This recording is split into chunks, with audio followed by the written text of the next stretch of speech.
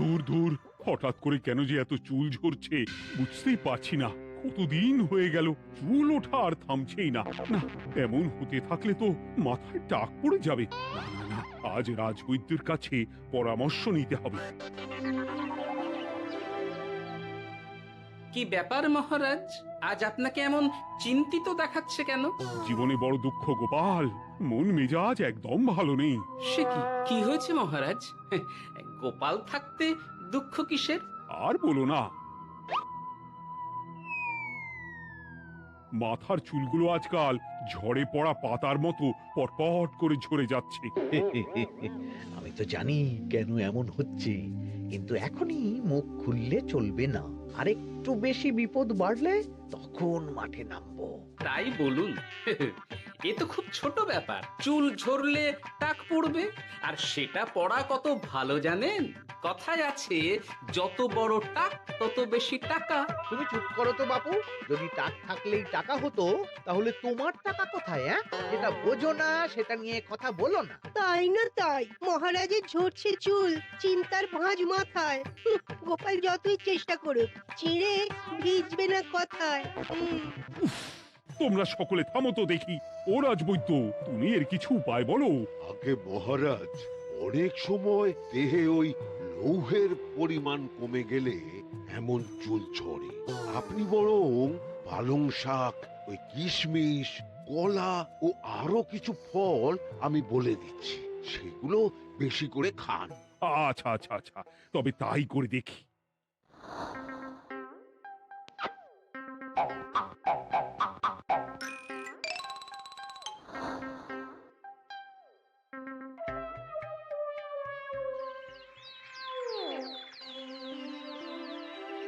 ও রাজবৈদ্য, তোমার কথা মতো শাক পাতা ফলমূল সবই তো খেলাম, চুল ঝরা বন্ধ তো হলোই না। তো জানতামই এমন হবে। কিন্তু মহারাজ, এমনটা তো হওয়ার কথা নয়। কিন্তু হচ্ছে তো। আরে আমার সাধের চুল, কোথায় চলে গেলি সব? এর জন্য তুমি দায়ী, তুমি এর জন্য শাস্তি পাবে বৈদ্য। আমাকে আমাকে ক্ষমা করে দিন মহারাজ, এমনটা হবে এ তো আমি ভাবতেই পারিনি। কিছু মনে করবেন না মহারাজ, ছোট মুখে বড় কথা বলছি, কিন্তু সত্যি এখানে রাজবৈদ্যর কোনো দোষ নেই। ওকে শাস্তি দেওয়াটা ঠিক হবে না মহারাজ। দেখেছেন মহারাজ, গোপালের সাহসটা দেখেছেন? আপনার মুখের উপর কথা বলছে। তা বলি, তুমি যখন এতই বোঝো, তাহলে নিজেই একটা আস্ত লোহা খেয়ে দেখো না, তোমার মাথায় চুল গজাচ্ছে কিনা। ঠিকই আছে, এসব মূর্খের মতো কথা কেবল আপনার থেকেই আশা করা যায় মন্ত্রী মশাই। মহারাজ, আপনি বিচক্ষণ মানুষ, আমার শুধু অনুরোধ, আরেকবার ভেবে দেখবেন। ঠিক আছে, রাজবৈদ্যকে আমি শাস্তি দেব না, কিন্তু সকলের জন্য আমার একটা ঘোষণা আছে। কি ঘোষণা? আমার এই কঠিন সমস্যা যে দূর করে দিতে পারবে, তাকে আমি বিশেষ পুরস্কারে ভূষিত করব। এই তো পেয়েছি, এই সুযোগ কোনোভাবেই হাতছাড়া করা চলবে না। এবারের সমস্যাটা সত্যি বেশ কঠিন।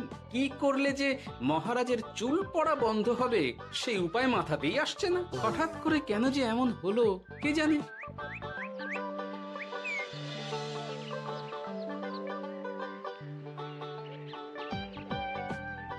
ও মা, তুমি এসে গেছো?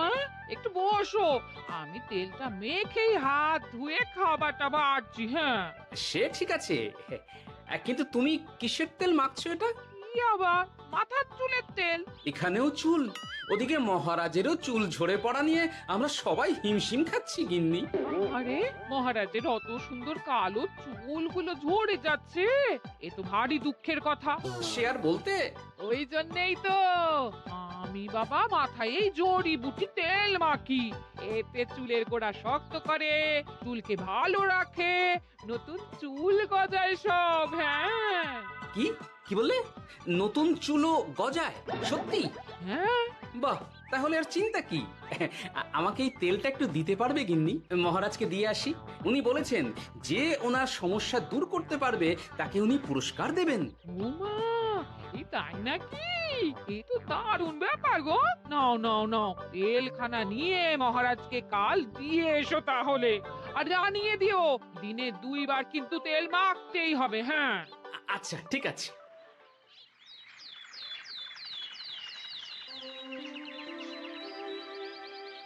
কোনো উপায় খুঁজে পেলে তোমরা? আগে মহারাজ, আমি আপনার জন্য নকল চুল বানিয়ে এনেছি। যতদিন আপনার চুল পড়া বন্ধ না হচ্ছে ততদিন আপনি এটা পরে ব্যবহার করতে পারেন। সে তো বুঝলাম, কিন্তু নকল চুল তো আর আসল চুলে জায়গা নিতে পারবে না বিজ্ঞানী। আসল চুলের কথা ভেবে আমি আপনার জন্য কেশুত্তে পাতা এনেছি মহারাজ। আচ্ছা বেশ। তা গোপাল, খুব তো আগের দিন বকবক করছিলে, তুমি কি এনেছো শুনি? সেটা যথাসময়ে দেখতে পেয়ে যাবেন মন্ত্রী মশাই। এটা জড়িবুটি তেল মহারাজ, আমি এটা আপনার জন্য এনেছি। এতে নতুন চুল গজায় আর চুলের স্বাস্থ্যও ভালো হয়। আমার গিন্নিও ব্যবহার করে এটি, তবে দিনে 2 বার করে মাখতে হবে, তাহলেই ভালো ফল পাবেন মহারাজ। বাবা, তাহলে তুমি কেন মাখো না? আচ্ছা, আপনার সমস্যাটা ঠিক কোথায় বলুন তো মন্ত্রী মশাই? মহারাজের জন্য কিছু আনলেও কথা শোনান, না আনলেও কথা শোনান। সত্যি তো মন্ত্রী, কেন তুমি সব সময় গোপালের পিছনে পড়ে থাকো বলো তো? এরা তো তাও সবাই কিছু না কিছু আমার কথা চিন্তা করে এনেছে, তুমি তো সেটাও করনি। না, আসলে মহারাজ, আমিও ভাবছিলাম আপনার কথা, কিন্তু থাক, বুঝেছি। আহ, দারুণ। তেলের গন্ধটাও খুব সুন্দর। গোপাল, তোমায় অনেক ধন্যবাদ। আশা করছি ব্যবহার করলে খুব ভালো ফল দেবে। একদম।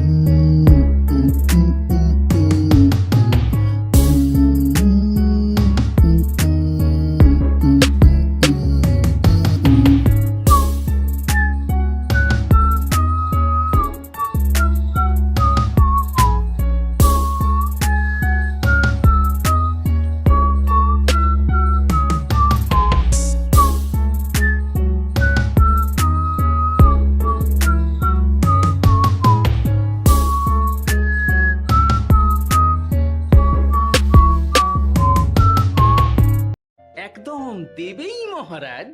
দূর বাবা, ভেবেছিলাম এক, হলো আর এক। কোথা দিয়ে যে গোপালটা মাঝখান দিয়ে এসে নাক গলিয়ে ঢুকে পড়ে, খুব শক্ত পুরস্কার নেওয়ার। দেখাচ্ছি মজা।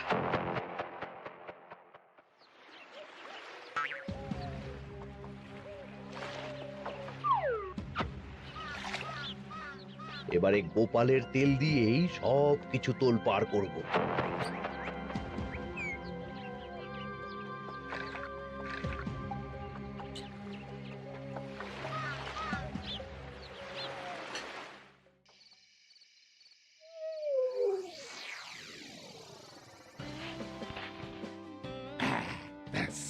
হয়ে গেল দুবার মাখা।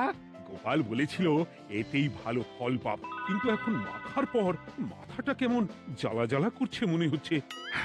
হয়তো নতুন চুল গজাবে বলে এমন হচ্ছে। কাল সকালে বোঝা যাবে। এতক্ষণে বোধ হয় ছোট ছোট চুল গজিয়েই গেছে। কি এটা চুল গজানোর তেল ছিল নাকি পড়ে যাওয়ার? হে ভগবান, যেটুকু বাকি ছিল সেটাও ঝরে পড়ে টাক পড়েই গেল। হ্যাঁ, গোপালই হলো যত নষ্টের গোড়া। আজ আসুক সভায়।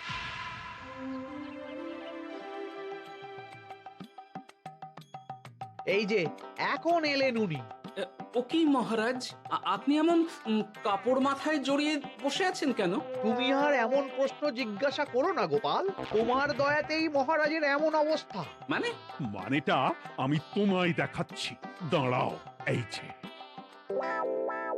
গোপালের দেওয়া তেল মেখেই আমার এমন হয়েছে, আর তার জন্য আমি তোমাকে কোনোদিনও ক্ষমা করব না গোপাল। বিশ্বাস করুন মহারাজ, আমার গিন্নিও মাখে এই তেল, কিন্তু এমন কিছু তো এখনো পর্যন্ত ঘটেনি। আমি আর কিচ্ছু শুনতে চাই না। আমার মাথা ভর্তি চুল আমি ফেরত চাই। যতদিন না আমার মাথার সব চুল ফিরে আসছে ততদিন আমি তোমার মুখও দেখতে চাই না। মহারাজ, আপনার কোনো চিন্তা নেই, আমি তো আছি। এবার এই সমস্যার একটা সমাধান আমি করেই ছাড়বো। কি ব্যাপার, মন্ত্রী মশাই এত লাফাচ্ছে কেন?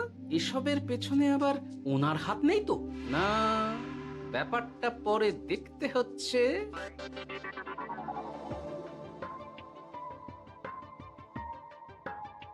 আমি বলি কি মহারাজ, এই সময়টা বরং আপনি নকল চুলটা মানে মানে পরচুলা ব্যবহার করুন। হ্যাঁ, অগত্যা, কিছু তো একটা গন্ডগোল আছেই। গিন্নিও তো রোজ মাথায় তেল মাখে, কই এমন তো হয় না। মন্ত্রী যদি কিছু করেও থাকে তাহলেও হাতে নাতে ধরবো কিভাবে? ও কি গো গোপাল দাদু, এখন এই সময় তুমি রাজসভা ছেড়ে এখানে? তোদের দাদু আর রাজসভায় যাবে না রে? কি বলছো গো? কেন? আর কেন, বিনা দোষে এমন শাস্তি। তোমায় শাস্তি দিয়েছে, তুমি শুধু বলো কে তোমার সাথে কি করেছে, বাকিটা আমরা বুঝে নিচ্ছি।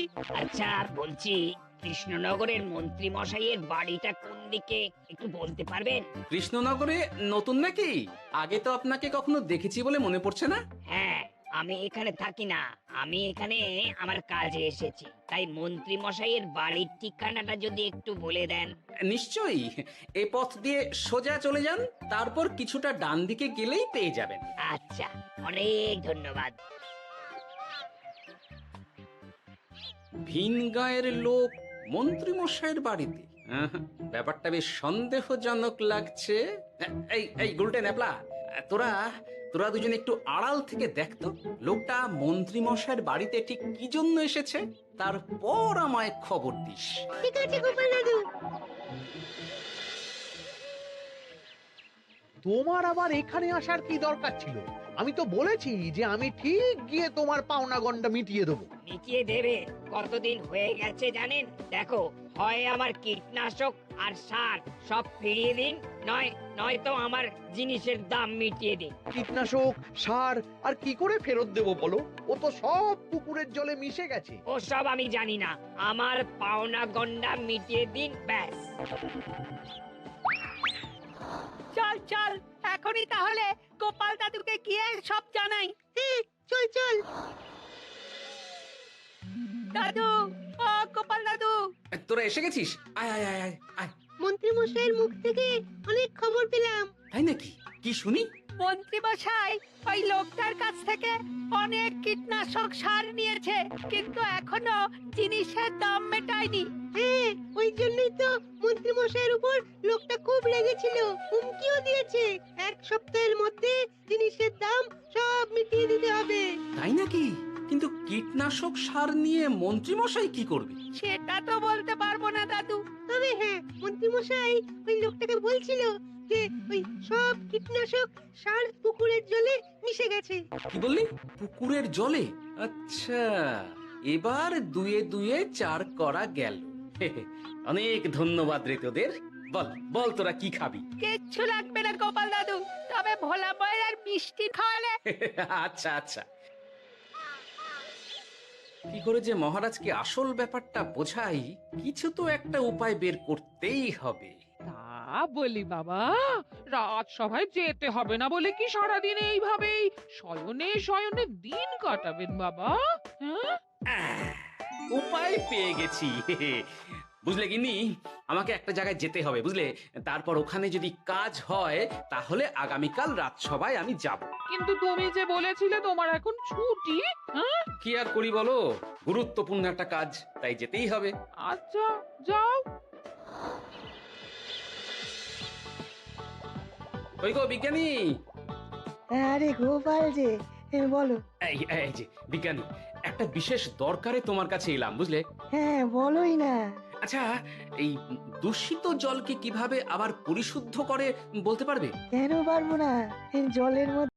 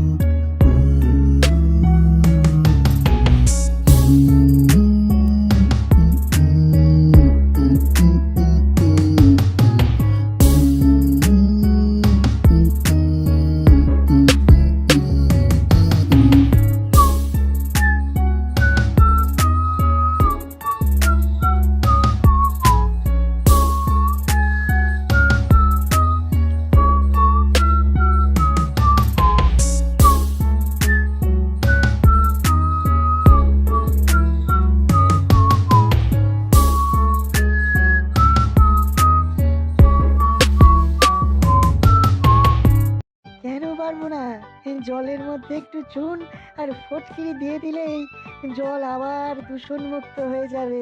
তবে ওগুলো দেওয়ার পর কিছুদিন সেই জলকে ব্যবহার করা বন্ধ রাখতে হয়। হ্যাঁ, আচ্ছা আচ্ছা, অনেক ধন্যবাদ, আসি তাহলে। হ্যাঁ,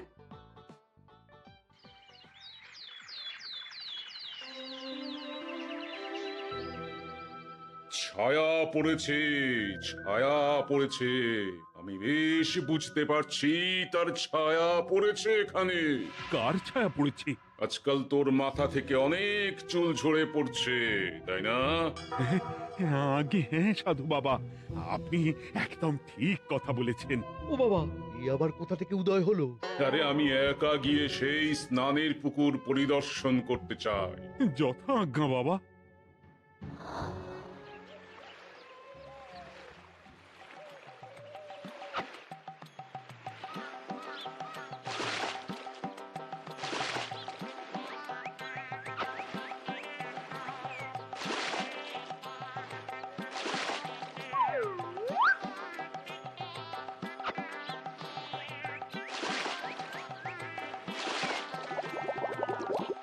যাক বাবা, মোটামুটি সপ্তাহখানেক এভাবে থাকলেই পুকুরের জল আবার আগের মতো পরিষ্কার হয়ে যাবে। এবার শুধু মহারাজকে একটু বুঝিয়ে বললেই হয়ে যাবে।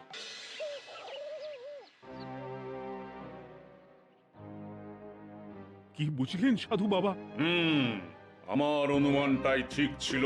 পুকুরের জলে কালো ছায়া পড়েছে, কুদৃষ্টি পড়েছে, তাই এমন হচ্ছে। সে কি? কি কালো ছায়া? যত সব বাজে কথা। জল দূষণ করলাম আমি, আর দোষ পড়ছে কালো ছায়ার উপর। তাহলে এখন কি হবে? চিন্তার কোনো কারণ নেই। আমি মন্ত্রপুত ভস্য ছড়িয়ে দিয়েছি। 1 সপ্তাহ ওই পুকুরের জল স্পর্শ তো দূর, পুকুরের কাছেও যাওয়া নিষেধ। তাহলে আমার মোহরের কি হবে? যথাজ্ঞা সাধু বাবা।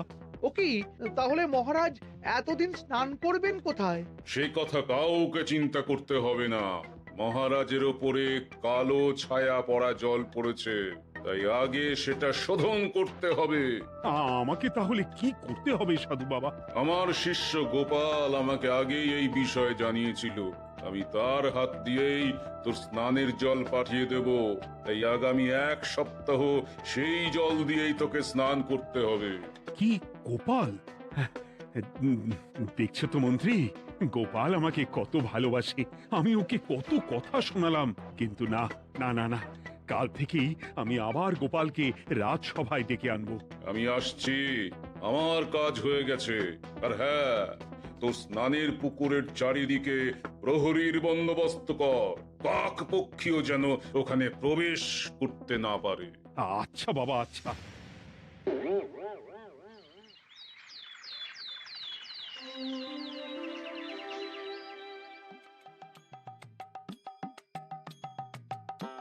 গোপাল, তোমাকে আবার এখানে দেখতে পেয়ে আমার খুব ভালো লাগছে। তোমার গুরুদেব গতকাল এসেছিলেন, কিছু মনে করো না। না বুঝেই তোমাকে অনেক কথা শুনিয়েছি। না মহারাজ, আমি জানি আপনি আমাকে খুব ভালোবাসেন, তাই আমি কিছু মনে করিনি মহারাজ। এই নিন, আমি আপনার স্নানের জল এনেছি। হ্যাঁ হ্যাঁ, দাও দাও দাও।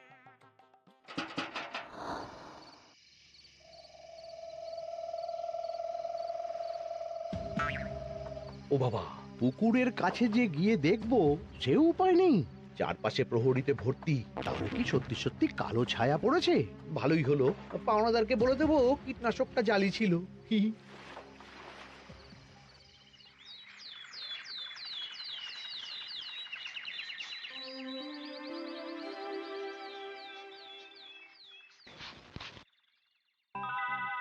এই তো আমার সেই পুরনো কালো চুলগুলো আবার ফিরে এসেছে। আহা, কি যে আনন্দ হচ্ছে দেখে। আজ 1 সপ্তাহ সম্পূর্ণ হলো। গোপালের জন্য আমার স্নানের পুকুর থেকে কালো ছায়া দূর হয়েছে। আমাকে এই সমস্যা থেকে দূর করার জন্য আমি গোপালকে 100টি মোহর উপহার দিতে চাই। ধন্যবাদ মহারাজ। দূর, আমার আর ভালো লাগে না। সব সময় গোপালই মোহর পায়, এটা তো আমার পাওয়ার কথা ছিল। এদিকে আজকে পাওনাদারও আসবে।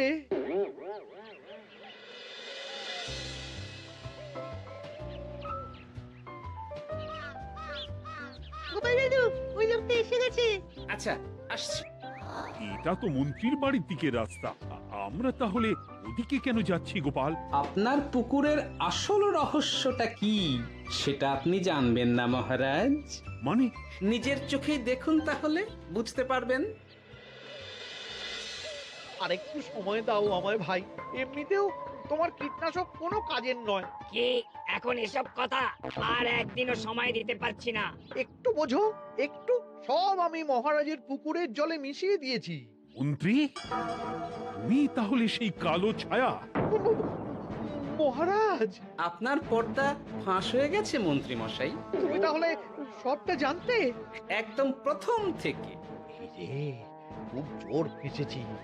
এদিকে পাওনাদার, ওদিকে মহারাজ, এখান থেকে কেটে পড়তে হবে। ই! গন্ডগোল করে আবার পালানো হচ্ছে কবে রে? বলো, কেন করেছিলে? মহারাজ, আমি ভেবেছিলাম আপনার সব চুল উঠে গেলে আমি আপনার কাছ থেকে চুল গজানোর ওষুধ দেওয়ার নামে অনেক টাকা লুটবো। কিন্তু সেই ভাবনা ভাবনাই থেকে গেল, সেগুড়ে যে বালি হয়ে গেল। ভাবা যায় চুলের জন্য চুলোচুলি, হ্যাঁ